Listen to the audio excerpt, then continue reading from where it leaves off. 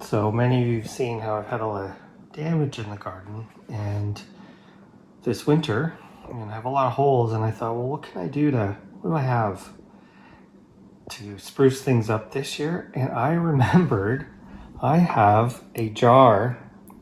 These are Ricinus Castor bean. So I harvested these from some that I grew going on, I gotta think it's been close, these gotta be 4 or 5 years old. So I'm gonna break open those pods, get the seeds, I'm gonna soak them overnight, and I'm gonna sow them, and we'll see if old ones will survive. All right, so here is the seed pod. I guess it's similar to like a canna. And then each of them, they break into like 3 segments, and the seeds are inside. So these were a purple, they were a purple one. So they should come true. Here are the cleaned beans. They actually look to me almost like a tick. It's got like that little head on the one side, and it's like an engorged tick. And you can tell, like the ones that have better patterning on them, those ones were nice and smooth and were heavier to hold.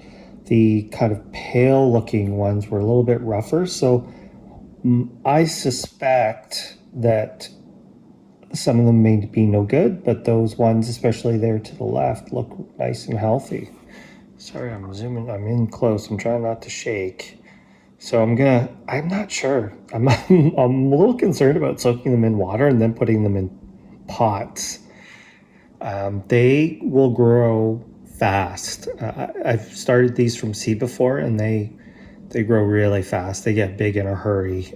It's March now. It might even be too soon to try them, but I'm about 3 weeks from my average last frost date. So sometime in April, normally, I should be able to put them out in the yard, and they will get, depending on how much I feed them and how much water I give them, they'll easily get 6 feet, usually taller than that. So there you go. There's your castor bean.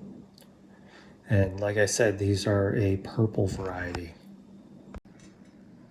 There's the finished product. I chickened out. So I just took soil with a healthy dose of perlite. I always do that. And soaked them. I put 3 seeds in each one. I picked the healthiest looking and just put a little saran wrap over the top. I'm not going to bother giving this any sort of bottom heat or anything like that. I found that these are very easy to germinate. They're going to go up in my room with my seedling palms, which it's above 80 degrees in there, so that's plenty warm enough for them. When I've germinated these in the past, it's usually within a few days I'll see them. But like I said, these are probably 5-year-old seeds. So we will see. Bit of an experiment, and if these don't work, I have lots of other old seeds. I have so many seeds of different plants that I haven't even tried yet, and I'm very hit and miss. So if you have problems germinating seeds, I feel you. I have the same thing, but these ones pretty darn easy. This is just saran wrap that I just cut. What I did was I just took a toothpick and just punctured 3 little holes just to allow a little bit of airflow. And once those things start coming up, then I'll take them off and gradually give them some more light. But like I said, these things turn into monsters. One other thing I forgot to mention is these are extremely poisonous. So in case you don't know, I think most people do, but these castor bean plants, these castor beans, it's used to derive ricin, which is a poison. So you really want to be careful with them, and you want to be careful with them around your animals, obviously kids, that sort of thing. So just be careful. It's okay to handle the seeds or the beans.